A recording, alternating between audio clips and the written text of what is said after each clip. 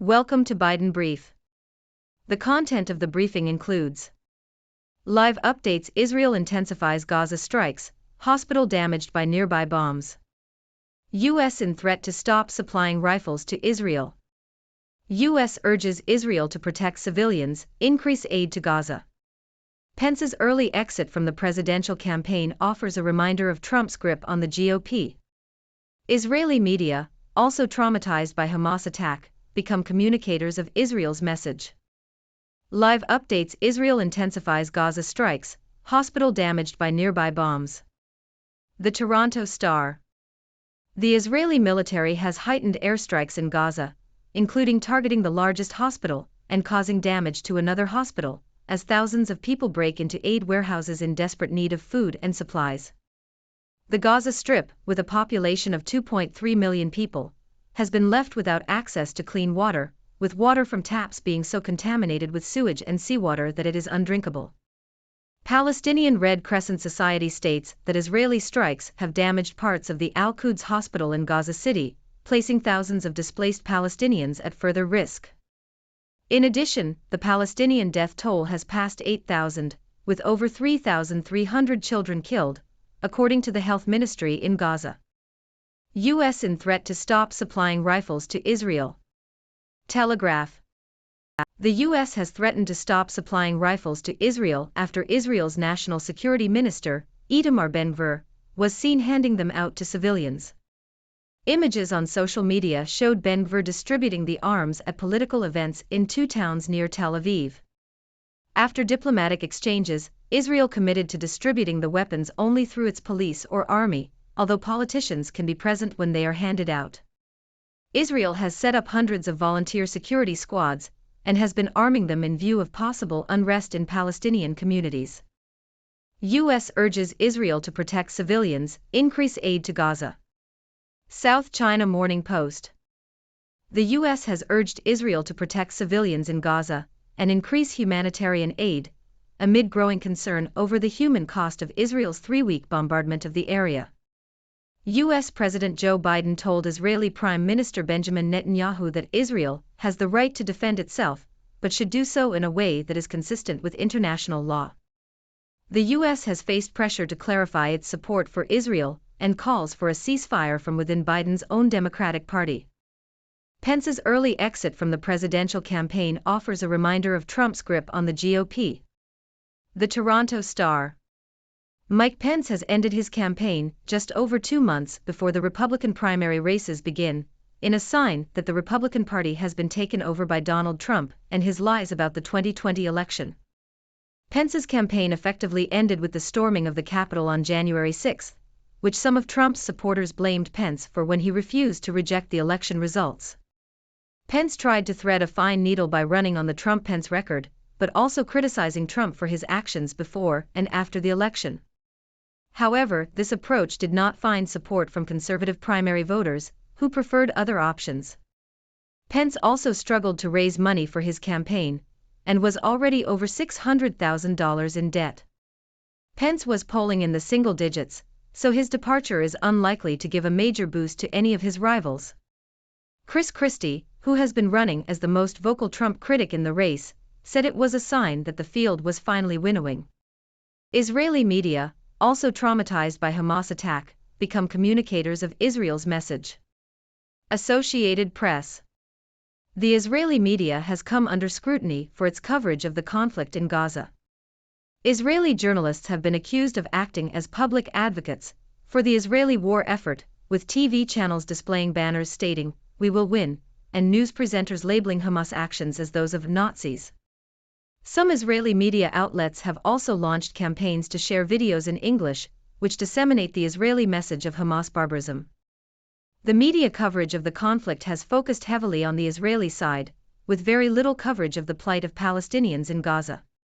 Furthermore, Israeli journalists have been criticized for their reaction to the release of an 85-year-old Israeli woman who had been held captive by Hamas, who described her captors as polite and said she had been fairly treated. Journalists were accused of acting as public advocates when they criticized the woman for describing her captors in this way, suggesting that they should have coached her before she spoke to the media. House Speaker Mike Johnson signals Hunter Biden will be subpoenaed in Joe Biden impeachment inquiry. Yahoo! House Speaker Mike Johnson, a Republican from Louisiana, has suggested that House Republicans may subpoena President Joe Biden's son, Hunter Biden, as part of their impeachment inquiry into the president. Republicans allege that Joe Biden financially benefited from his son's foreign business dealings, although they have yet to provide concrete evidence of direct payments to the president. Johnson's predecessor, former Speaker Kevin McCarthy, had previously promised to subpoena Hunter Biden during the probe. Johnson stated that the American people are owed answers, and that the evidence gathered so far is confirming their suspicions. J.D. Vance says he would not support authorizing military action in Iran. Yahoo! Senator J.D. Vance, Republican Ohio, said Sunday he would not support military action against Iran on its own soil right now as threats continue to increase on U.S. troops in the Middle East. Parties race to define little-known Speaker Johnson ahead of 2024 fight for House majority. CNN. Representative Mike Johnson's sudden elevation to Speaker of the House has put both Republicans and Democrats on alert. Democrats are already preparing to tie him to the 18 Republicans in Democratic-leaning districts to show how the GOP's new leader is out of touch with mainstream America. Johnson's previous positions, like writing in support of criminalizing gay sex, and writing an amicus brief calling on the Supreme Court to overturn the 2020 election results, make him vulnerable to Democratic attacks. The Congressional Integrity Project, a Democratic-aligned political group, is already calling Johnson the new mega speaker. Republicans, however, think Democrats are miscalculating. They believe that Johnson will project a more moderate and pragmatic tone, and will be liked by voters in swing districts. Republican Representative Tony Gonzalez, who represents a competitive district along the Texas border, said Johnson's mild-mannered temperament is part of what makes him an attractive leader. Mike has a very conservative record. I think what is going to unite us all here is Mike is less focused on rhetoric and more on policy, he told CNN. If we focus on policies, then I think we can win. If we focus on rhetoric, there's no doubt we'll lose. Can America afford two wars? Here's what the bond market thinks. CNN. The latest tally from the Treasury Department for the fiscal year that ended September 30 put the deficit at $1.7 trillion. But it's effectively even higher, around $2 trillion, if the impact of President Joe Biden's federal student debt cancellation plan, which the Supreme Court struck down before it took effect, is not included. That's twice as high as the deficit the prior fiscal year. Questions cloud prospects for Xi-Biden APEC talks, ex-envoy tells Defense Forum. South China Morning Post. China's former ambassador to the U.S., Cui Tiankai, has said that uncertainty still surrounds the China-U.S. dialogue, despite recent efforts to improve ties. Cui cited the spy balloon incident in February as one of several that have disrupted communication between senior officials from the two countries. He also questioned whether the commitments made by Presidents Joe Biden and Xi Jinping at the G20 summit in November 2021 had been fully implemented.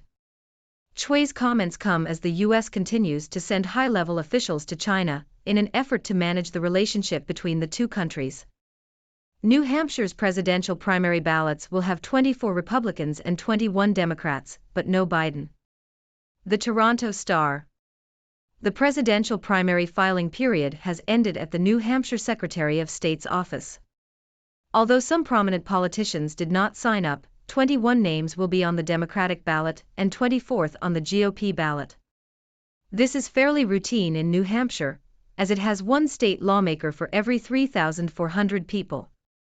New Hampshire has held the nation's first presidential primary for the past century, and will defy a new Democratic calendar in 2024 that has South Carolina leading off the voting. Mission Impossible. Biden says Middle Eastern leaders must consider a two-state solution after the war ends. The Globe and Mail. President Joe Biden has called on Israeli and Arab leaders to consider the necessity of a two-state solution to the Israel-Palestine conflict, stating that there is no going back to the status quo. The president recently emphasized the importance of working towards the establishment of a Palestinian state in a speech to reporters, and reiterated this message in a telephone call with Israeli Prime Minister Benjamin Netanyahu. The two-state solution has been an elusive goal for U.S. presidents and Middle East diplomats for decades, but Biden's call comes amidst concerns that the current Israel-Hamas conflict could escalate into a larger regional conflict. However, there are significant obstacles in the way of Biden's vision, including the Israeli government's opposition to an independent Palestinian state, and the lack of credibility of the Palestinian Authority. Furthermore, there is a recognition that Biden's calls for a two-state solution may not be achievable in the near term. Despite this, Biden believes it is important to convey hope and make clear that his administration supports a Palestinian state. Biden's foreign policy vision is officially dead. Bloomberg. U.S. President Joe Biden's foreign policy is entering its third phase, which features crises nearly everywhere, and for which his administration is ill-prepared. Phase 1 aimed to defuse tensions in China, Iran, and Russia, while Phase 2 saw the U.S. committed to sustaining Ukraine and weakening Russia. Phase 3 sees the U.S. confronting severe, simultaneous challenges in three crucial theaters, including the Middle East, Russia, and China. The U.S. defense industrial base is struggling to support these challenges, and defense strategy assumptions must be reevaluated. Biden must correct the mistake of under-resourcing the country's ability to respond to threats. Biden and Xi must agree to pull world back from abyss of global war, says expert. Yahoo! Chinese leader Xi Jinping and U.S. President Joe Biden will discuss how to prevent World War III when they meet in November, according to international expert Ruslan Osipenko. He warned that China and Russia are taking advantage of the West's indecision to increase their influence. Regional conflicts can merge into a big war, he said. I think Biden and Xi Jinping will talk about how to prevent this big war. Shooting kills 2 and injures 18 victims in Florida street with hundreds of people nearby. Associated Press. 2 people were killed and 18 injured when a group fight turned deadly in Tampa, Florida. The shooting occurred during Halloween festivities in the Ybor City area of the city. Police were unsure whether the fight was connected to any of the bars nearby. One suspect has handed himself into police, but authorities believe there were at least 2 shooters involved. China's foreign minister says Xi-Biden meeting in San Francisco would not be smooth sailing. The Toronto Star. China's foreign minister, Wang Yi, has stated that the road to a meeting between President Xi Jinping and U.S. President Joe Biden would not be smooth sailing, and that both sides must work together to achieve results. Wang made these comments during a 3-day visit to Washington, where he met with Biden, Secretary of State Antony Blinken, and National Security Advisor Jake Sullivan. The meeting comes at a time of high tensions between the two countries over issues such as U.S. export controls on advanced technology and China's actions in the East and South China Seas. Despite these challenges, both sides believe that maintaining dialogue is beneficial and necessary. Strikes hit U.S. and Europe as workers worry about job security. Nikkei Asia. The number of workdays lost to strikes has increased in the U.S. and the UK as workers struggle with inflation and the threat of AI. In the UK, strikes have been staged in response to deteriorating work conditions and falling real wages due to inflation, while in the US, workers have gone on strike to protect their jobs from AI. Strikes in both countries have caused economic disruptions, exacerbating the effects of the pandemic and geopolitical issues.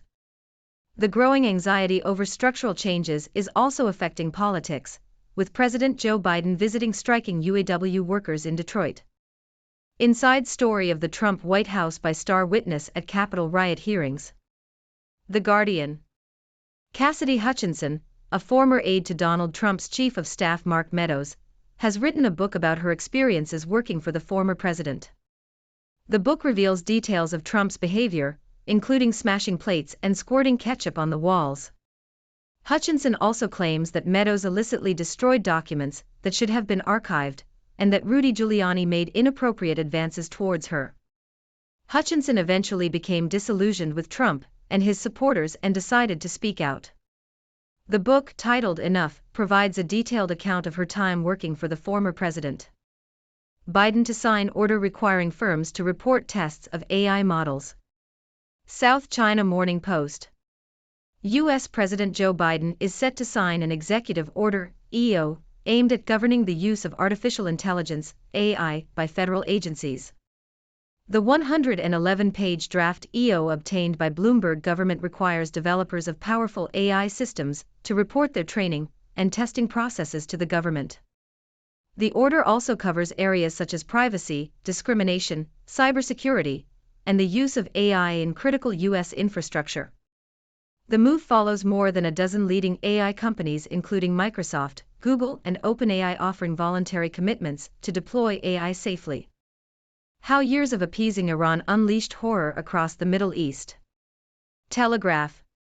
The author argues that the recent conflict between Israel and Hamas is ultimately driven by the Islamic Republic of Iran, which is responsible for arming, funding, and indoctrinating Hamas.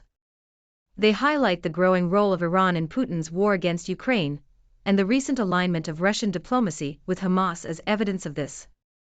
The author criticizes the West, particularly the United States, for failing to take the Iranian threat seriously, and for appeasing Iran through the 2015 nuclear deal and recent attempts to revive it. They argue that the only language that will restrain Iran is that of force, and call on the U.S. to take a stronger stance against the regime. The author also highlights Iran's sponsorship of state terrorism, and its attempts to subvert Western society through attacks on dissidents, and the spread of propaganda. The author proposes that the U.S. should use its military power to interdict Iranian airspace and systematically degrade the Iranian Revolutionary Guard Corps, IRGC, in response to Iranian aggression. They argue that Israel should destroy Hamas, hand over the administration of Gaza to a joint commission including the Palestinian Authority and Egypt, and receive support from the US and EU in brokering a peace agreement. The author also suggests that President Biden should side unambiguously with Israel and Ukraine against Iran and Russia, and states that former US Ambassador to the UN Nikki Haley, who has expressed unwavering support for Israel, would be a strong leader in this regard. They conclude that the US is in need of moral and intellectual leadership, and must take a stronger stance against Iran in order to prevent further conflict and preserve American prestige. Ladies and gentlemen, I am Dr. Six from the Sixth Dimension World, bringing you the latest updates from around the globe. Today we discussed various topics, including the intensifying Israeli airstrikes in Gaza, the US threat to stop supplying rifles to Israel, and the US urging Israel to protect civilians and increase aid to Gaza. We also covered the early exit of Mike Pence from the presidential campaign, the Israeli media's coverage of the conflict in Gaza, and the possibility of Hunter Biden being subpoenaed in the Joe Biden impeachment inquiry. Furthermore, we touched upon the race to define Speaker Mike Johnson in the fight for House majority, the bond market's view on America's ability to afford two wars, and the prospects for Xi-Biden talks. Lastly, we explored the recent shooting in Florida, China's foreign minister's comments on a Xi-Biden meeting, the increase in strikes in the US and UK, the inside story of the Trump White House, Biden's executive order on AI, and the argument for a stronger stance against Iran. Now, let's dive into some analysis. The situation in Gaza is dire, with hospitals being damaged and thousands of people in desperate need of aid. The US has called on Israel to protect civilians and increase humanitarian aid, but tensions remain high. The US threat to stop supplying rifles to Israel shows a shift in their approach, as they urge Israel to distribute weapons only through its police or army. Meanwhile, the early exit of Mike Pence from the presidential campaign highlights the grip that Donald Trump still has on the Republican Party. The Israeli media's coverage of the conflict in Gaza has raised concerns, as they have been accused of acting as public advocates for the Israeli war effort.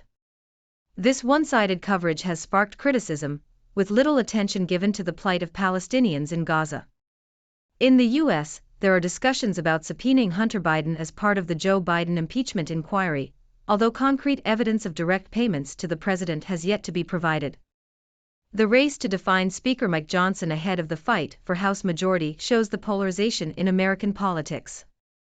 Democrats are preparing to tie Johnson to the 18 Republicans in Democratic-leaning districts, while Republicans believe Johnson will project a more moderate and pragmatic tone. The question of whether America can afford two wars is being raised, with the bond market signaling concerns about the country's ability to respond to threats. As tensions continue between the US and China, there are uncertainties surrounding the Xi-Biden talks and their ability to prevent a larger conflict. In other news, a shooting in Florida has resulted in 2 deaths and multiple injuries, highlighting the ongoing issue of gun violence in the U.S. China's foreign minister warns that a meeting between Xi Jinping and Joe Biden would not be smooth sailing, reflecting the challenges faced in the China-US relationship. Strikes in the US and UK have increased as workers worry about job security and the impact of AI. The inside story of the Trump White House reveals details of Trump's behavior and alleged misconduct by his associates. President Biden is set to sign an executive order governing the use of AI by federal agencies, highlighting the growing influence of AI in various sectors. Lastly, an argument is made for a stronger stance against Iran, citing their role in conflicts across the Middle East and the need for force to restrain their actions. Now, I'd love to hear your thoughts. What do you think about the intensifying situation in Gaza and the U.S. response? Do you believe that Speaker Mike Johnson will be an effective leader for the Republicans? And what are your views on the argument for a stronger stance against Iran? Please share your thoughts and questions, and let's continue the discussion. Thank you for tuning in. The content above showcases the latest briefing reports and analytical synopses, thoughtfully curated by the 6Do team. These insights stem from a wide array of reputable media outlets, think tanks, government sources, and specialized experts worldwide. We encourage you to explore these sources for a comprehensive perspective. Keep in mind that while the content may not always align with the official standpoint of 6Do Brief, it's not meant to be taken as absolute directives for decision-making. Comprising seasoned media professionals, learned scholars, and accomplished scientists, the 6Do team embodies a trailblazing, fully independent media entity. To customize 6Do Brief to meet your professional needs, you have the option to subscribe to a diverse array of briefings on our website, 6dobrief.com. Regardless of your location, you can conveniently receive 6Do Brief via email.